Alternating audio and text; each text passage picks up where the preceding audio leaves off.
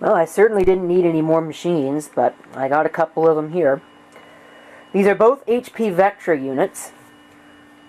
You can see there, Vectra. This one doesn't say anything on it about what it is, but we'll go ahead and have a look at that in just a moment.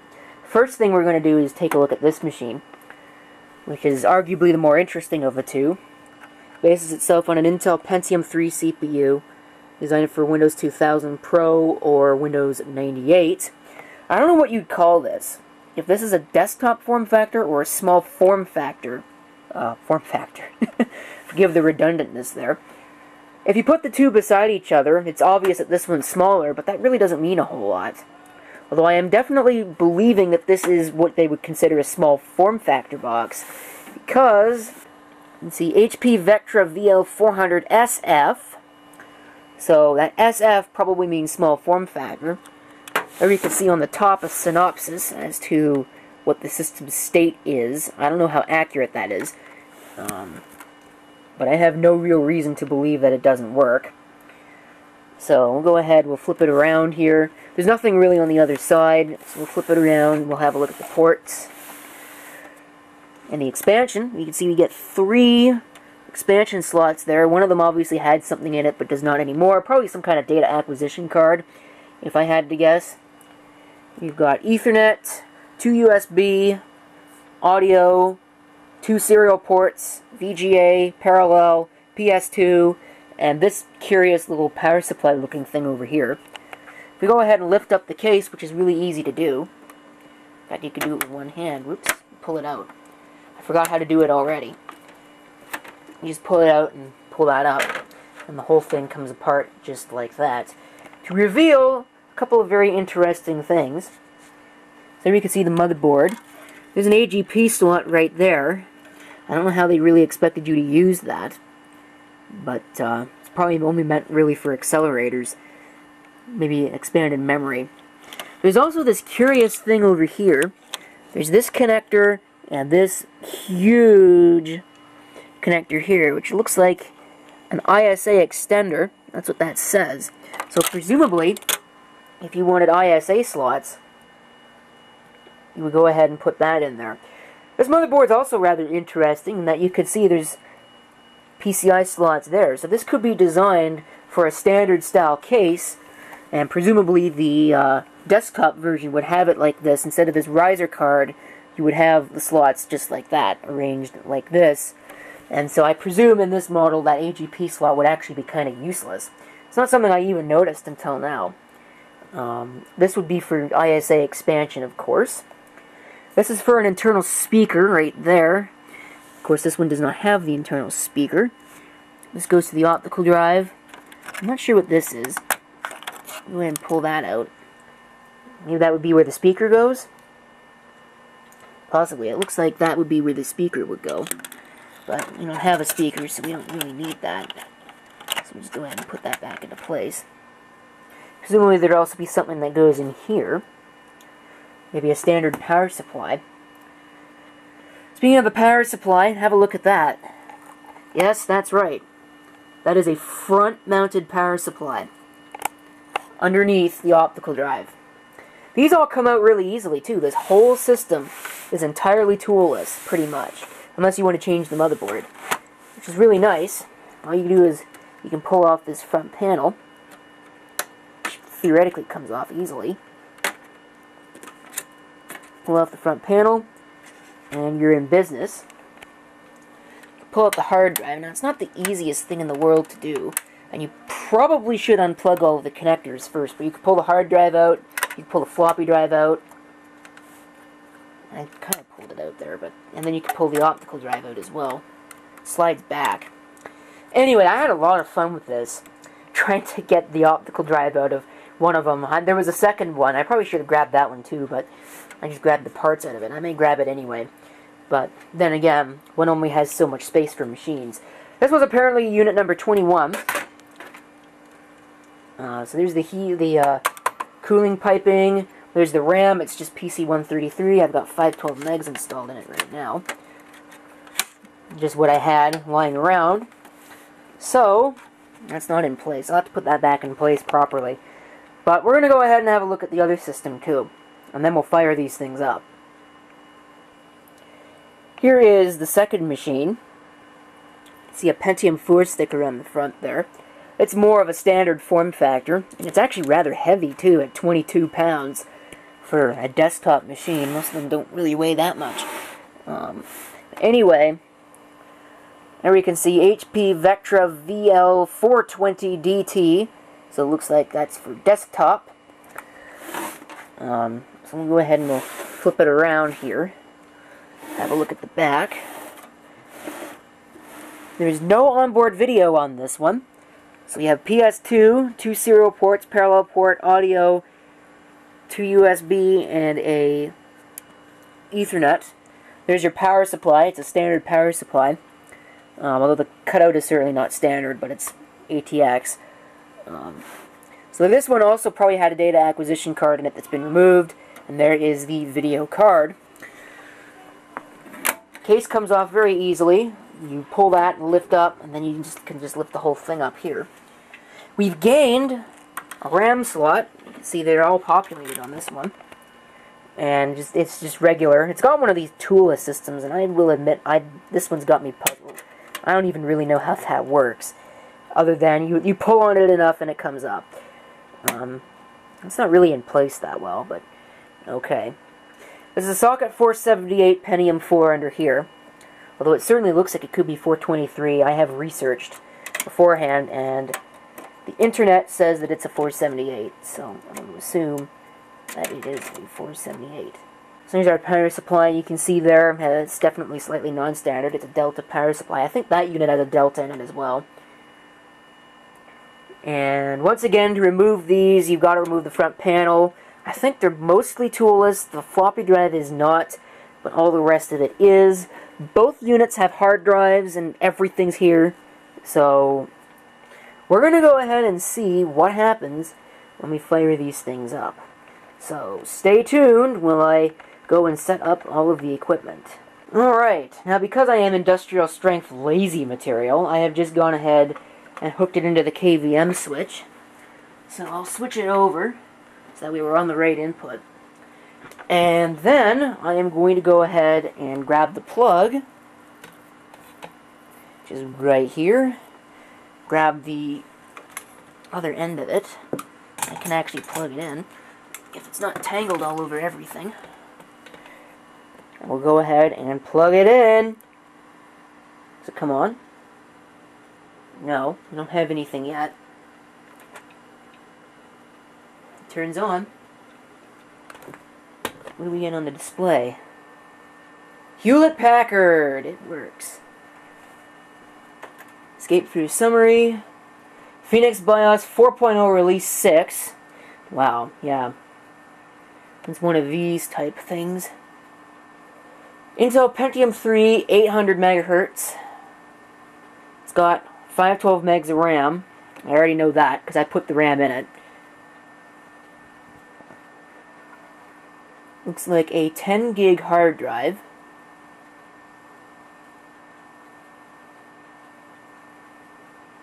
Okay, let's get this camcorder out of the way.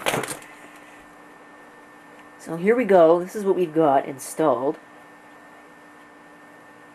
HP Vectra VL400. Oops, well, it's gone now. So let's see what happens. Okay, it looks like it's got Windows XP on it. So I just pushed enter.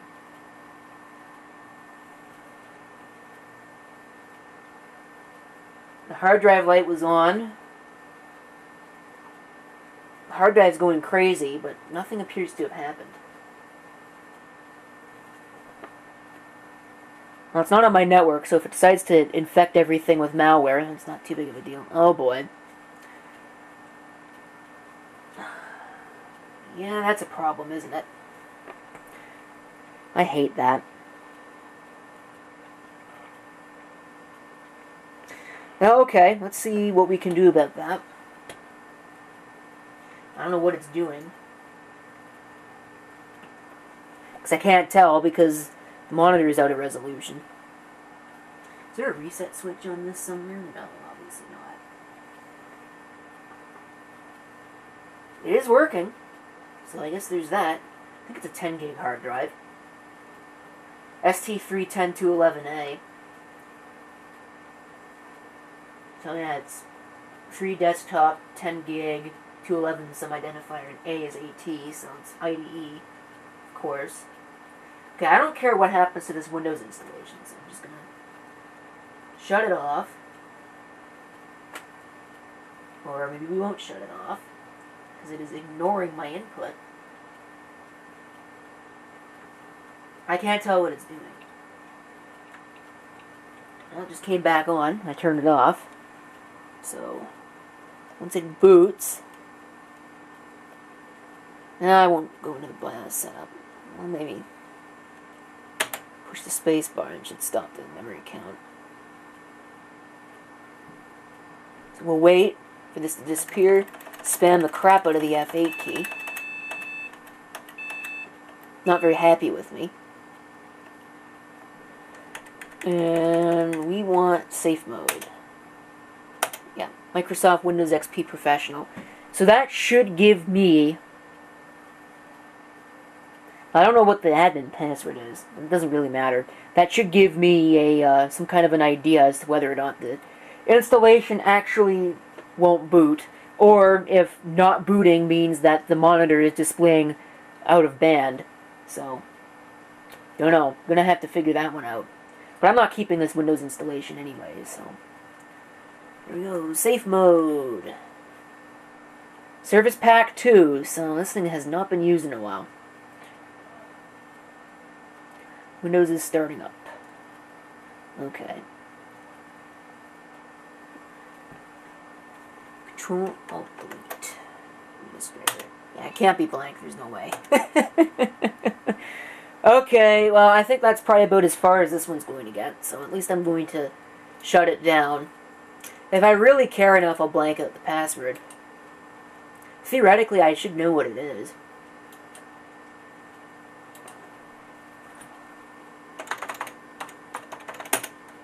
Yeah, that's not it.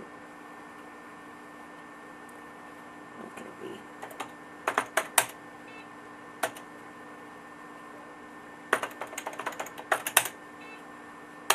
Yeah, I don't know what it is. So, anyway, we'll just shut that down and we'll move on to the next one, because I don't want to waste too much time with any of these machines. Alright, same deal. I'll get the power cord. I'm stepping on it.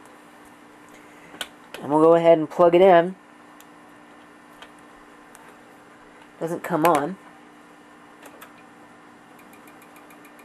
Well, that optical drive sounds real great. But it does come on, look at that. F8, Configuration and Diagnostics. Well, I guess it doesn't accept the escape key to look at what it's displaying. Oh, this has got Ubuntu on it. So how much do you want to bet that I can break into this? Yeah, I'm going to show you how to break into a Linux installation. I don't know if I don't remember exactly how to do this.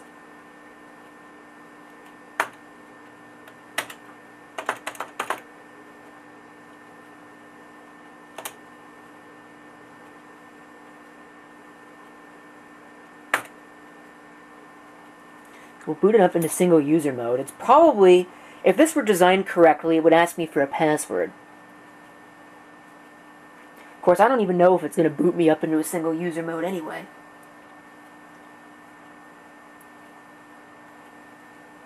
Or if it's going to try and launch the GUI. I remember when the splash screen used to look like this.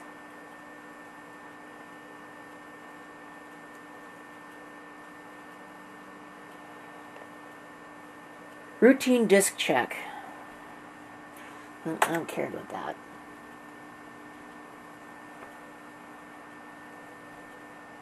So let's see. I don't think it booted me in single user mode. I think it's going to completely ignore that.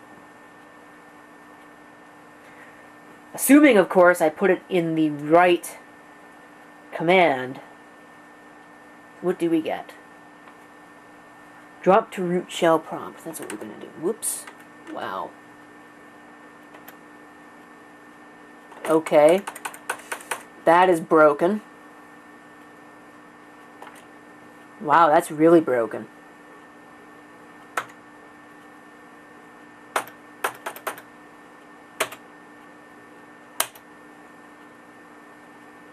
That's hilariously broken. Here's our graphical glitches.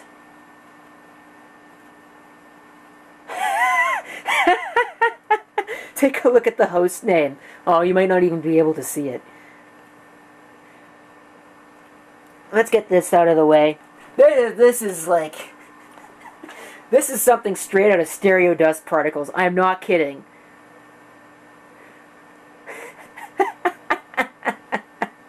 That is awesome. Okay, I don't know here. What should I do? Because it didn't bump me straight into single user, and it apparently doesn't like my keyboard. So, options. Select session. No, that isn't going to help me. I don't know, should I try and break into it? It's probably not set. Anyway, yeah, I don't know if there's really a whole lot that I could do with this if it's not going to let me into a root prompt. So, okay, I just thought of something that we can do. Does this optical drive even work at all? Yeah, this, well, it just opened. So, okay, I guess the optical drive works. Now, your guess is as good as mine, although I just found it. My Ultimate Boot CD. Now what I could do is I could boot up some other live media on this thing, and I could very easily, without problem, change roots and change the password that way, but I'm not that dedicated. I don't care that much. I have no idea if this optical drive even works. It sounds like crap.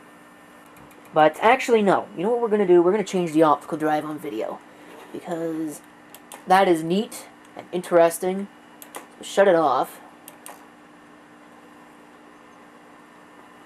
So assuming your keyboard works, you could actually get to a root shell that way. But that doesn't necessarily mean that you can get into the system, because some Linux distributions will have you enter the password. I don't know if Ubuntu is one of those. I know I have broken into Fedora Linux installations before by dropping them into single user mode and then changing the root password, because it logs you in as root. What I want to do, I want to take this off. The optical drive is completely toolless unless you want to change the enclosure that it's in as well, but I don't need to because I got two of these drives, so let's take this drive out, unplug all the connections. Now I'm assuming that the other drive I got also works. It's another Gold Star drive. So here we go, that's what it looks like. So out with that, exactly the same drive. See, it pays to pull things out of scrap computers. Save all the things. You'll thank me later when you do so. Alright, is it jumpered correctly? I don't think the jumper matters because it's on its own channel. Cable select. So yeah, the jumper doesn't really matter that much. Let's see. Well, probably shouldn't plug all these in if this isn't going to work, but if it can't be any worse than the other ones. So, well, actually, it can. The tray couldn't eject. Could have a bad belt. Who knows? So, we'll do that.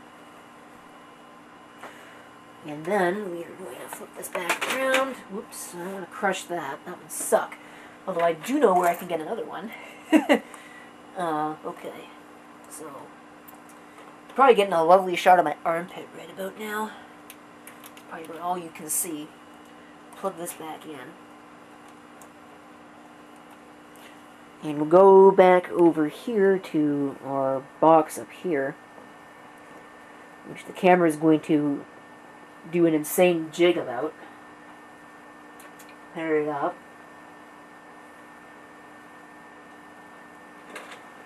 Now that optical drive is in a lot better shape. Now whether or not it works is another story. Still doesn't sound great. It does sound better though, I will give it that. So what I want to do is I want to check out the hard drive specifications on this. So we'll go ahead and do that. This is an older version of HDAT2. 4 point... whatever. What's installed in this? 40 gigabytes. Seagate. So I was right. I don't know if I mentioned it on video, but I was surmising that it was a Seagate hard drive. Smart warning!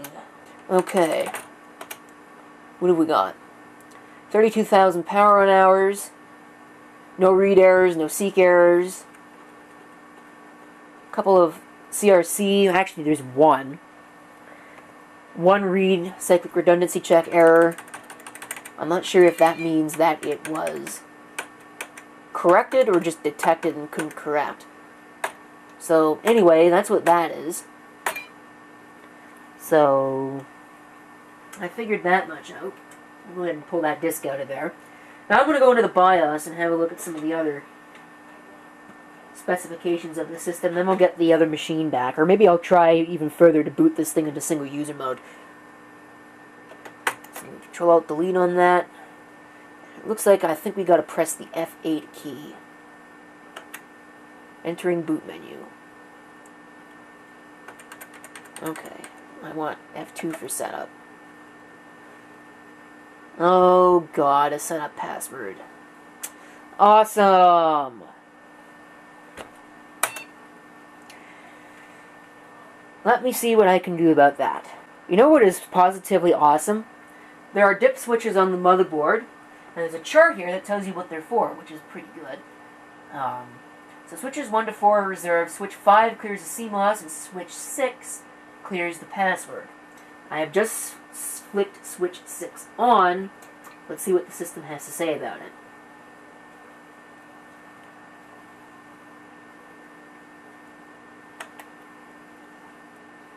So, passwords have been cleared. You can now switch off the PC workstation. And there we go. So that's good. So turn it off and put that switch back to normal. Hope I didn't just touch another one, but there you go. So, HP makes it easy to break into a computer. Theoretically. Now, do we still have a setup password? No, we don't. Awesome.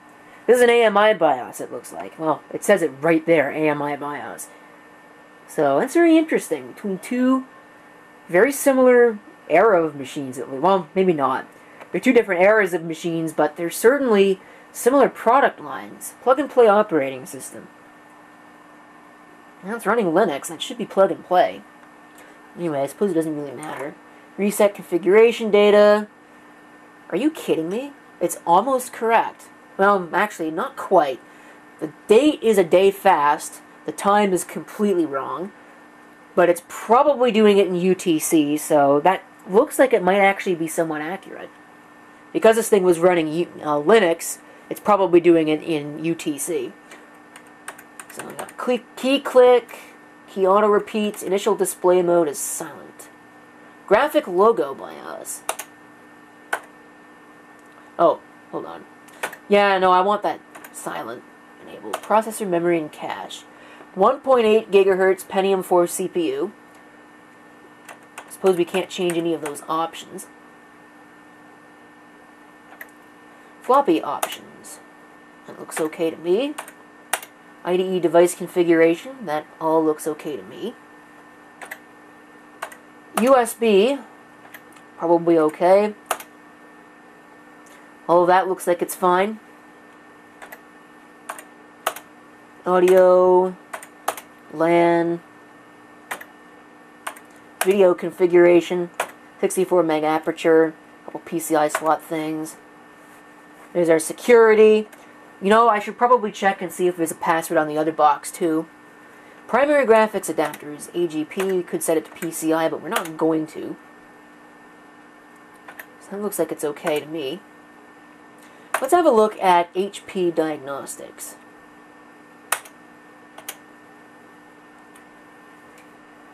So, again, we'll press F8. Get into the boot menu, and we want, oh, yeah, HP Diagnostics. Whoops. I can't see half of that. Well, now it's going to boot into this. So, anyway, yeah, half of it's off the screen. That's glorious. Let me see if I can break into this successfully. Okay, folks, it is here that I announce the security flaw in Linux. I think they fixed this, though. We do not need to put in a root password to get into the root here. So watch this. I could just enter in a password.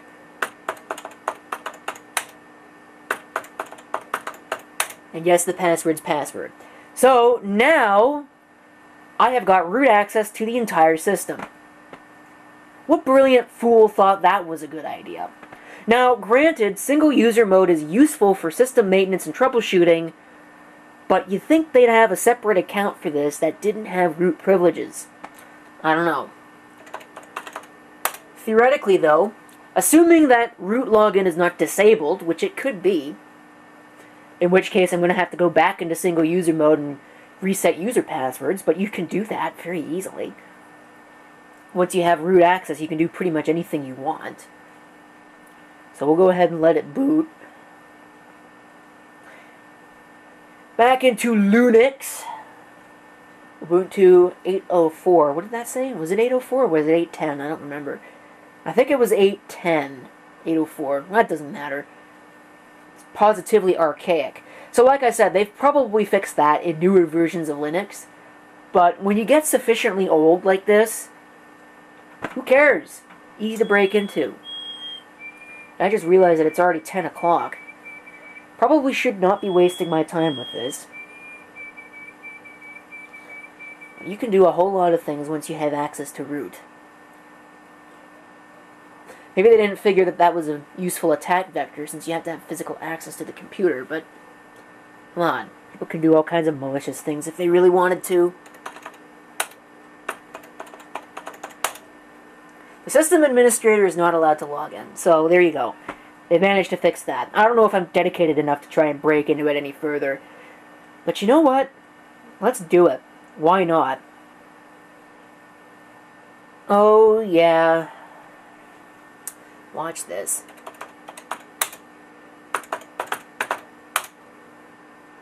In we are.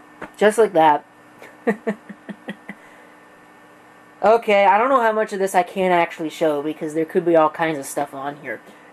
I don't know if I feel really comfortable doing this much on video. What the hell? Who does this? Look at that. The thing's on the side. That is stupid. You know what I'm going to do right now? I'm going to fix that because that cannot be allowed to be like that. No, I want the panel, you piece of junk. Give me the panel. I don't care about any of the stuff that's not on the panel. I want the panel. That way I can go to the panel and fix it. Top. Just the way it's supposed to be. Never understand why people screw around with stuff like that. There. Now I could probably put that back.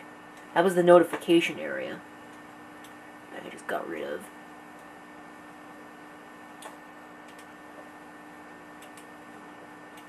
Looks like updates are available. Yeah. Really? So I don't even know what's on here. I'm not even going to show any of that. Just to prove something, just to prove a point, that you can actually do this. So, what do we got? 8.04. Wow, that was way off.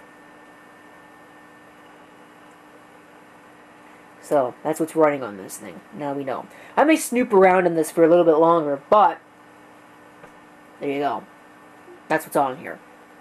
Looks like it hasn't really been customized much.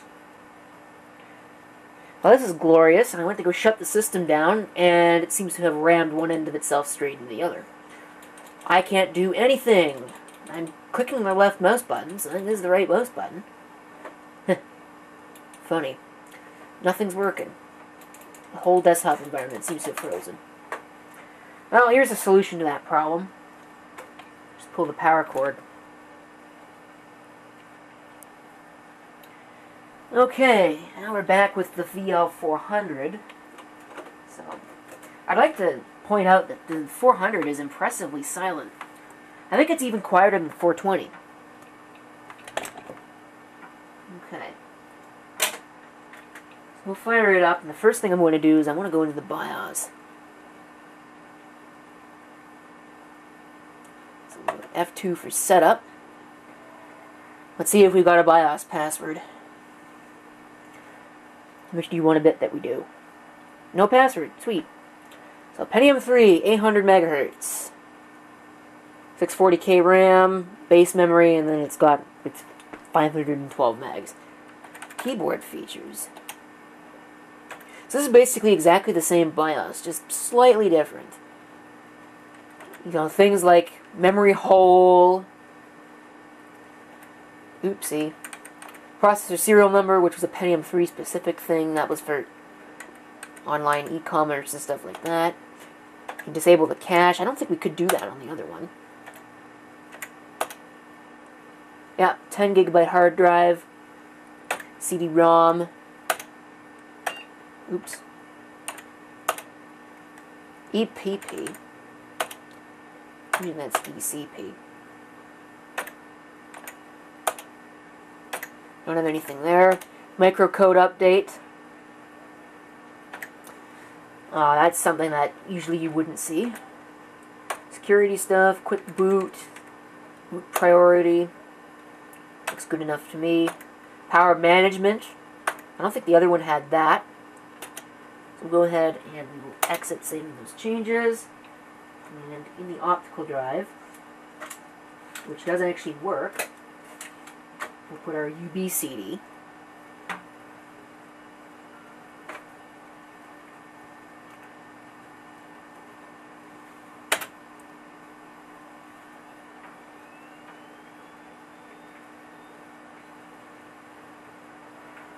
Spacebar to skip LAN test.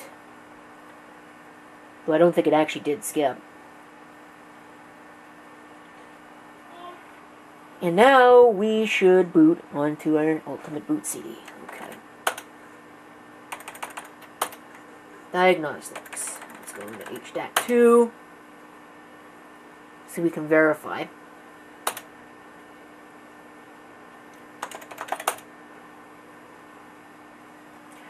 ST310211A. And it looks like it's got a smart error. That's good. How many reallocated sectors do we have? 32.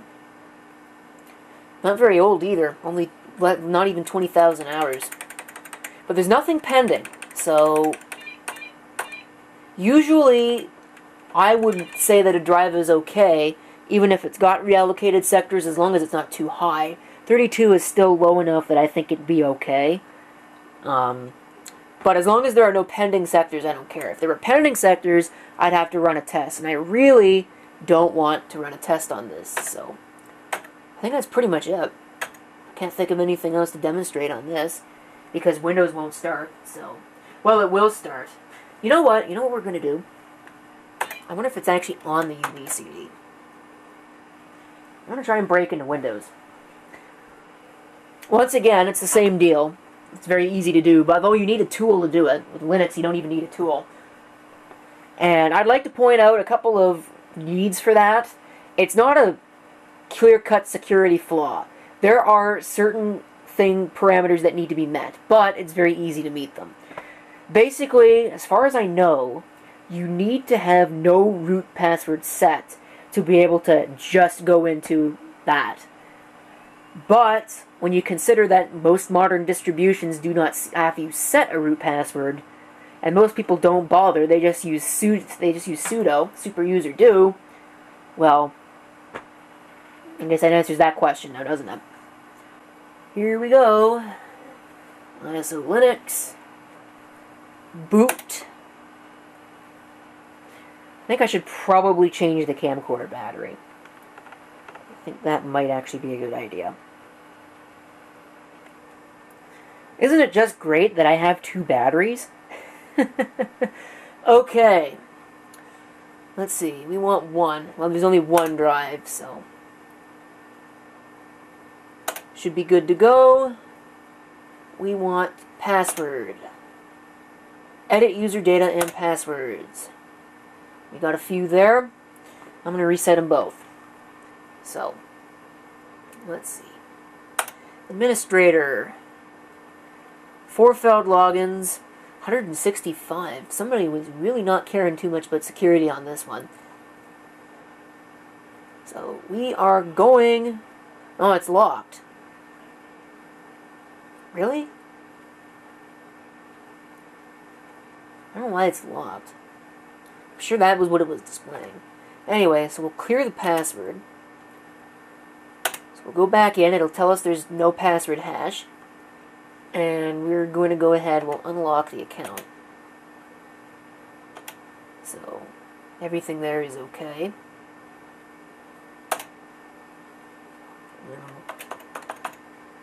Change another user. It's not disabled. So we are going to clear the password. And that's it. Make sure it's cleared. Password's cleared.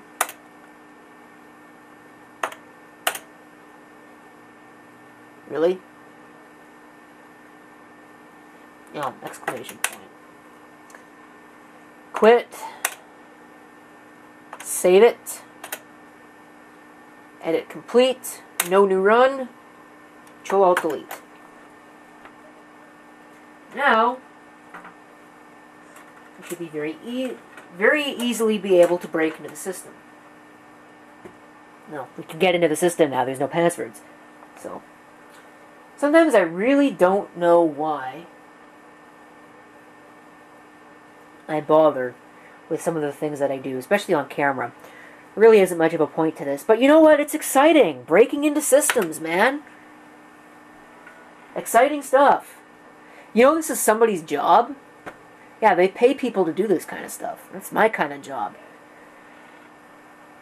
Obliterate the crap out of something. I probably should have started it in safe mode. Yeah. So, let's find out if it worked.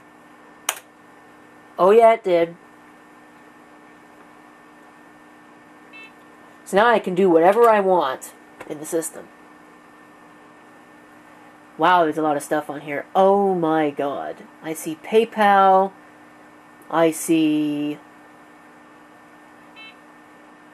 So, Windows has finished installing... Oh, shut. Where's the mouse? Nobody cares. Get out of here. I am going to have to figure out a way to reset the video mode. I think that's what the enable VGA mode was in the boot options. Looks like this would have been used to interface with a Tektronix scope.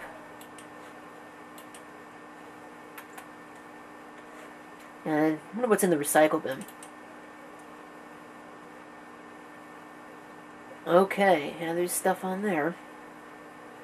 Wow.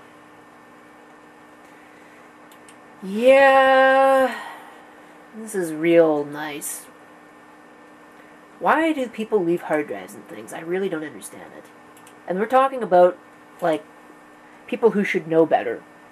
This came from my place of work, not my department. Like, if it was my department, I'd be shaming people for doing this kind of thing. But, like,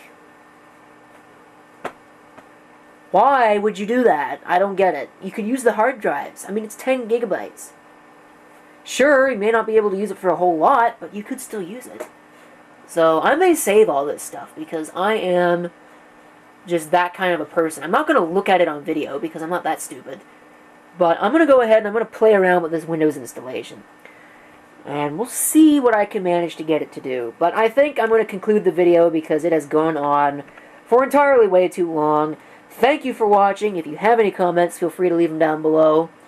And this is CP666 signing off. I hope to see you next time. Till then, we'll go ahead and we will shut the system down. I'll get my camera off the tripod, if it will come off the tripod.